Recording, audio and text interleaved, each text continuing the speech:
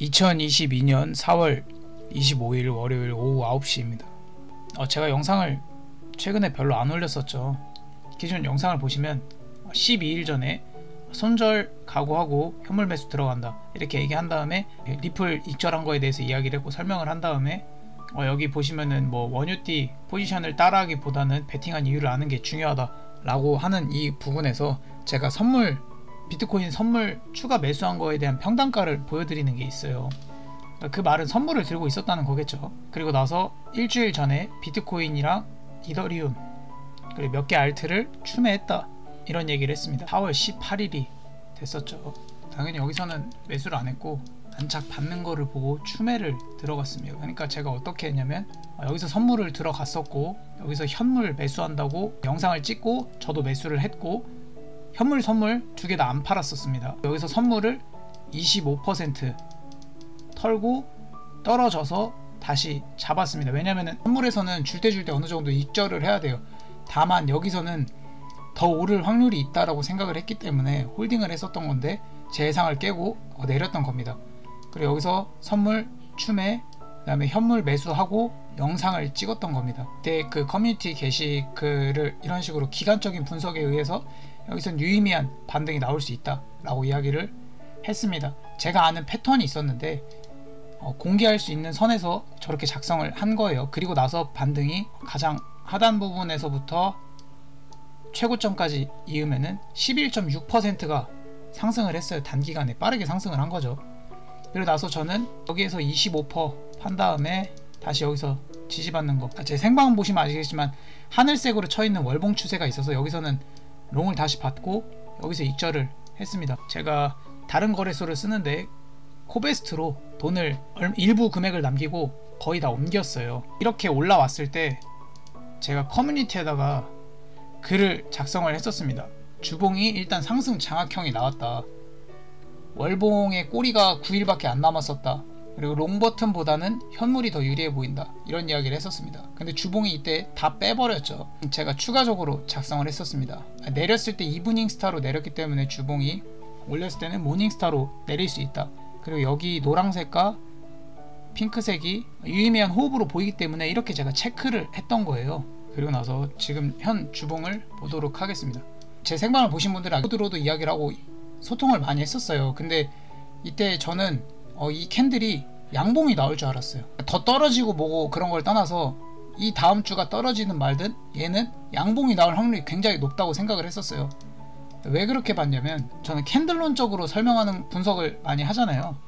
오랜 과거가 있는 비트 스탬프를 보시면은 2014년 미성숙했던 시장을 제외하고는 이때도 두 번이 있었습니다. 4개가 넘는 캔들은. 이때를 제외하고 나면은 비트코인 역사상 연속으로 주봉이 5개가 박힌 적이 없어요. 4개가 왜 조금 세했냐면 이 대하락 속에서도 주봉이 4개가 음봉으로 박힌 적이 없어요.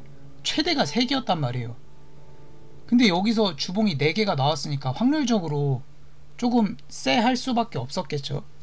근데 이제 이걸 어떻게 또 비교하면 다르게 볼 수 있냐면 왼쪽은 바이낸스, 오른쪽은 업비트 차트예요.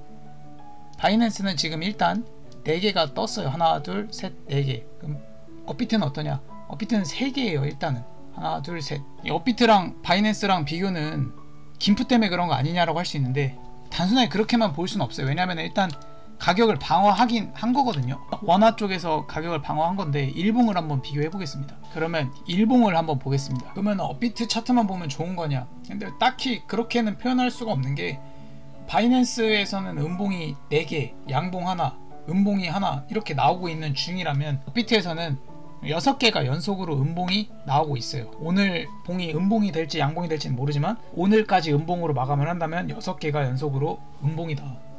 이렇게 볼 수 있겠죠. 또 무슨 차이가 있냐면 바이낸스와 업비트의 가격의 저점이 다릅니다.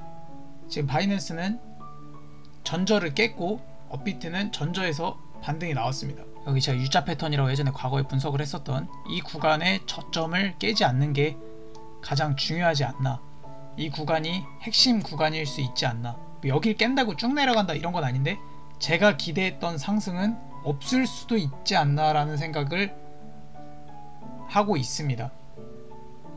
제가 여기까지 올라왔다고 해서 막 조금 더 큰 상승을 받기 때문에 추가 영상을 안 찍었었던 거예요. 그리고 뭐 제가 원래 뭐 해째 이런 영상을 찍는 사람도 아니고, 지금 현 상황에 대해서 보조지표적으로 이야기를 한번 해보겠습니다.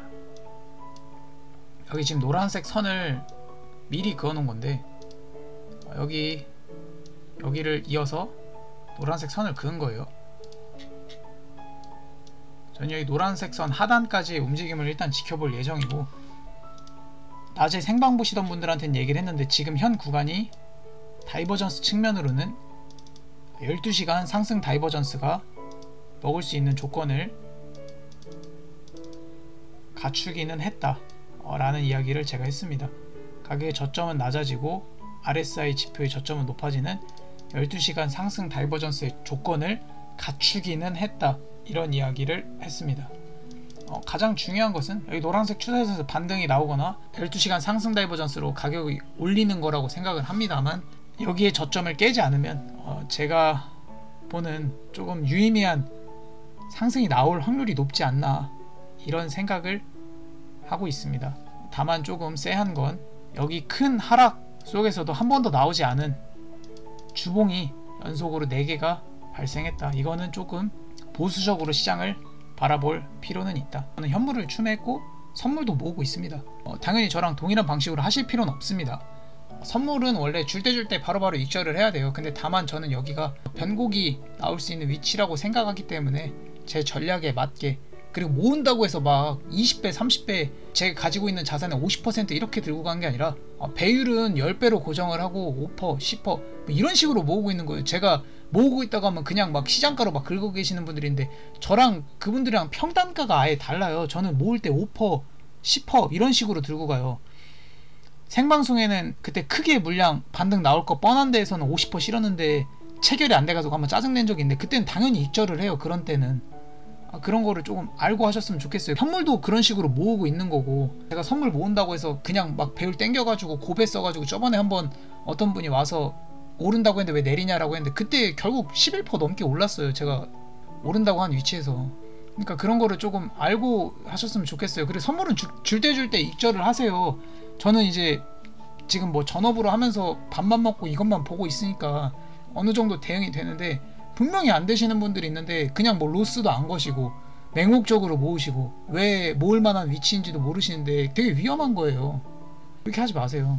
아무튼 그래서 제가 선물 포지션 이런 얘기는 좀 조심스럽습니다. 생방송에서 물어보면 말은 하긴 하는데 그냥 뭐 적당히 하고 있습니다, 뭐 롱 쪽을 보고 있습니다 이렇게 얘기를 하지, 그런 이야기는 조금 조심스럽게 해야 할 것 같아요. 맹목적으로 따라 하신 다음에 물려가지고 청산당하시고 이런 분들이 너무 많아서, 제가 보는 뷰가 맞다면 좀 유의미한 반등을 기대할 수 있지만, 아까 말했던 저점을 깨면은 그냥 단순 되돌림으로 봐야 하지 않나 라는 생각을 하면서 지금 시장을 바라보고 있습니다. 오늘 영상은 여기까지 하도록 하겠습니다. 감사합니다.